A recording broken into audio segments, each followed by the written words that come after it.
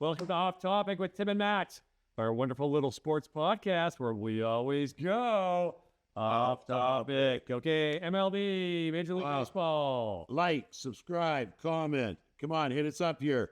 Give us some feedback. What are we doing right? What are we doing wrong? Yeah. Why is Tim wrong all the time? Oh. Like, anything. Boy, anything. Tim's so good looking. Yeah, he's younger, older than this guy. Like, subscribe, comment. I'll tell you a funny story about being older. Yeah. My wife and I go for a little drive, hit some stores, left farm market, lunch, that kind of thing. Right. We ended up going up Dooney Trunk Road, hit the Stave Dam. Yep. So we pull in. Oh, the visitor center is open. So I, pull in. Let's go for a tour. My wife says, it's going to cost too much. How much is it? It's $8 unless you're over 55 and you get the seniors discount, which we done. And it's mainly I had to take it for $7. But let me tell you, if you got people in town, you're kind of bored. If you got a day, go to the Stave Lake Dam. It's unbelievable. It's super cool. Yeah. God, it was so much fun. All right. Baseball. Baseball. Little story off that story is I grew up in Ruskin. Yeah. By there. Yeah, okay. We used to go over to the visitor center when we were bored Yeah. and irritate the guys that work there, right? And the people working on the dam. And I've been all through the inside of that dam. Is that cool? It's very cool. The Ruskin Dam, the Stave Dam's up at the top. The Ruskin Dam's the lower one. Yeah. I've been all through that Ruskin Dam. So all through it. They hated me there, but I learned a lot. It was really cool. Really cool. Okay. So Major League Baseball. Big news coming up, I guess. Opening day is the 27th, but your Dodgers are in Tokyo first. Yeah, Dodgers and the Cubs play the 18th, 19th in Tokyo for games that count. So their first two games of the season. They then come back and play like 4 or 5 preseason games, and then opening days on the 27th. That's right. Right. So they'll be in Tokyo. Why are they in Tokyo? I was uninformed. Yeah. So it's definitely the Shohei. Shohei, Sasaki, and Yamamoto. Yeah. So, and then I think don't the Cubs have a couple of players that I think the Cubs might be. They have to play against somebody. So They have to pick some. the amount of apparel they're going to sell.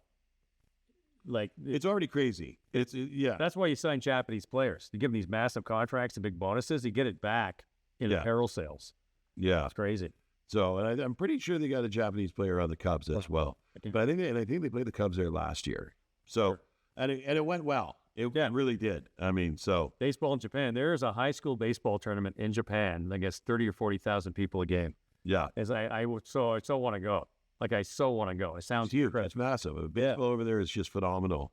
And you're going to see more and more players coming this way. Yeah. And they keep saying, "Oh, the next Shohei," or the next big thing out of Japan, right? And it'll be interesting as they come through, because I think Shohei's kind of a unicorn. Oh, I would say so. He's just just the way he is. So much difference about him than all other players worldwide. Yeah. Right. I mean, the last player to pitch and hit as well as he does for both was Babe Ruth. Yeah. So I don't know if you're ever going to see that again. Baseball needed Shohei so bad. Yeah. So badly. Yeah. And it helps create a bit of he creates the kind of buzz like a David Beckham created with soccer. Yes. It's like there's so many brilliant soccer players, but they're not household names. And, you don't really know who, Jamie Carragher is or, Ronaldo or whatever. Yeah. But he creates a bit of a buzz for people outside of baseball that don't pay attention to baseball. 100%. Yeah. MLB's beating their head against the wall. Why didn't he date Beyonce or Taylor Swift instead of the other guy? He already had a beautiful wife. She's so cute. Just phenomenal. Yeah. Yeah. And I was watching an interview with Barry Bonds. Yeah. And Barry was talking about Shohei. Yeah. And he was talking about how it's a different time now. The hitters have more ability to hit. They hit more. They're always batting. They're batting off the tee. They're batting off pitchers. They're batting off machines. They're working on their swings constantly. Whereas there wasn't as much focus back then, or the equipment, or the ability to do it. He goes, but the big difference here is if you hit a home run back when Barry Bonds was playing, a ball is coming at your head. Yeah. You're getting thrown at. Yeah. Right. The next at bat or two. Right. That's gone away. Baseball's taken that away. And I think that's for the right, because you see players now that are more comfortable in the batter's box. They don't get up once, and then the next 3 times they're up, they're like trying to shy away from a chinwagger. Right? You're right, and you're wrong, because I miss the feistiness of the bad old days. Oh, I do too. Baseball players now, it's completely. You're right. It's completely different. You had factory kids, you had farm kids, you had ghetto kids, you had young guys. Baseball was the ticket out, Yeah. right? And the landscape's completely changed because baseball was always the biggest sport. Yeah. Jazz players. Here's a funny history. Jazz musicians were the hep cats back in the day, in the 30s, the 40s, and the 50s, and they all liked baseball. Yeah. And so when you wanted to be cool like a jazz musician, you had to watch baseball. Now it's hip hop. Right? Yeah. And now it's tied into football and basketball. Yeah. And baseball took all that for granted, and they fell off marketing wise. Shohei's come back, and he's made it more exciting. Yes. Yes. But speaking of exciting, Yes. this week somebody turned 65 years old. Let's run the clip. Not me. I was in Toronto at Joe Rockhead's watching this game. Mitch Williams. Here it is. Game 6. Oh, we're back and gone. Jays win. Back to back. Jays win. back to back. Touch them all, Joe. You'll never hit a bigger home run in your life. Yeah. The whole city, 500,000 people on Yonge Street. The only 2 years that the Jays were relevant. There you go, Jim. Shut up. You're so mean. You know what? I was an Expos fan growing up. My brother was a Jays fan. So we went head to head. I've always bashed on the Jays because I was an Expos fan. He was a Jays fan. Yeah. Expos went south. Oh. I turned and I've always been a Dodgers fan. Right. Like Dodgers have been my team since I was 5. Yeah. But so I just went straight Dodgers. Right. I did not like the American League designated hitter rule. Oh, okay. I thought that was a cop out. Yeah. If you're a pitcher, if you're a player on the field, you should be batting. Yeah. Right. And I thought that the designated hitter rule was a cop out. Right. But this guy here was exciting to watch. Both years that the Jays made those runs, Matt Gillick, man, made that trade. I wouldn't say it out loud, but I was cheering for them, and I enjoyed that baseball. That was really exciting. They were down. They were up in that game. They went down. And the true story is Ricky Henderson. That jump was phenomenal. It gives me goosebumps The still. coolest thing about this, Ricky Henderson was the first up bat. Yeah. And Ricky Henderson goes, watch this. They're going to walk me. I'm going to get to second base, and we're going to win this game. Yeah. So sure enough, he draws the walk. Devin White comes up, lines out. Paul Molitor hits a double, goes first to third. So you get second and third, and they're down by a run. Yeah. 2 guys on.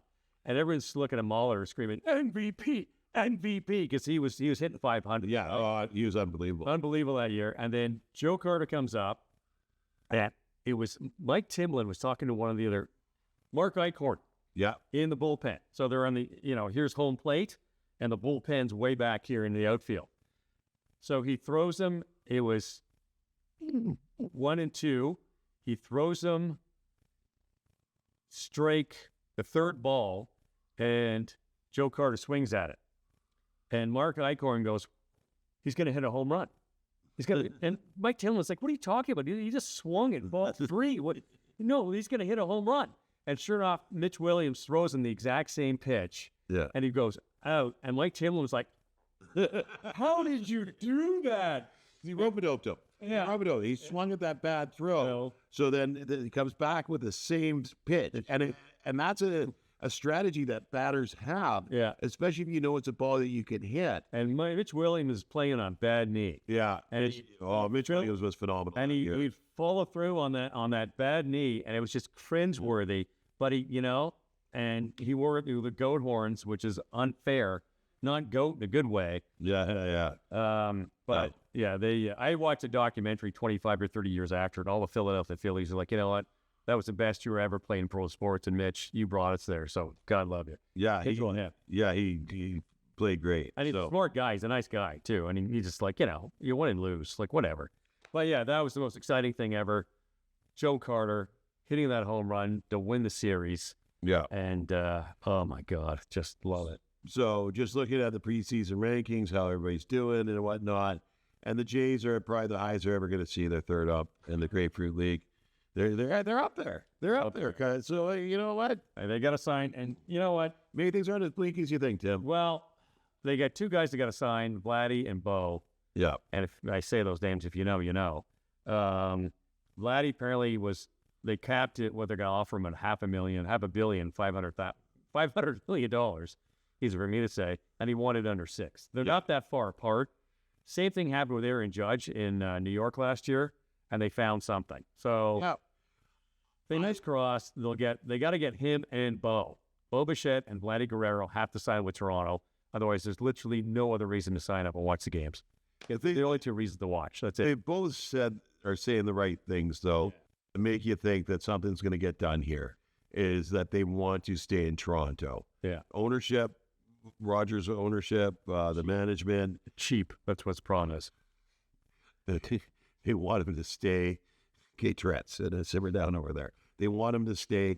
They want to stay. It is not Tourette's. Cheap. They are cheap. They're cheap. They are. But I mean, but it's not. It's not an owner per se, but a corporation that owns it. I know. Team, right? I know. So you've got a board making decisions with the best dollar value. So it's a bit harder because you don't have an owner that you can sit down and say, "Hey, we're $50 million apart here. Come on. How do we get this together?" Yeah. Right? And the owner and the player are sitting down and talking. Yeah. Now he's walking into a boardroom and everybody's in a suit and everybody, They don't understand that half those boardroom guys probably don't even watch baseball. Why do we even own this team in the first place? and they're thinking, why do we have a baseball team in Canada? Yeah. Right? Shouldn't we be going to our hockey fund? Yeah. Right? So, I mean, but the management is saying the right things that they want to keep up. Yeah. Right? The players are saying the right things that they want to stay with. When you have that kind of idea, like matching ideals, Yeah. deals get done. Yeah. It's just a matter of time. So, Words are cheap. 100%. If I'm looking at free agency and getting out of there, I'm not going to start bad-mouthing the team that I'm on because that's not going to look good on me. So the agent is like, dude, just be positive. When everybody talks to you, yes. say, I want to stay here. I love this place. That's all you got to say. Doesn't matter if you don't mean it, just say it. Yeah. And trust me, don't hurt yourself on the free agency market in the long term because if you get a bit of an attitude, it's going to hurt you.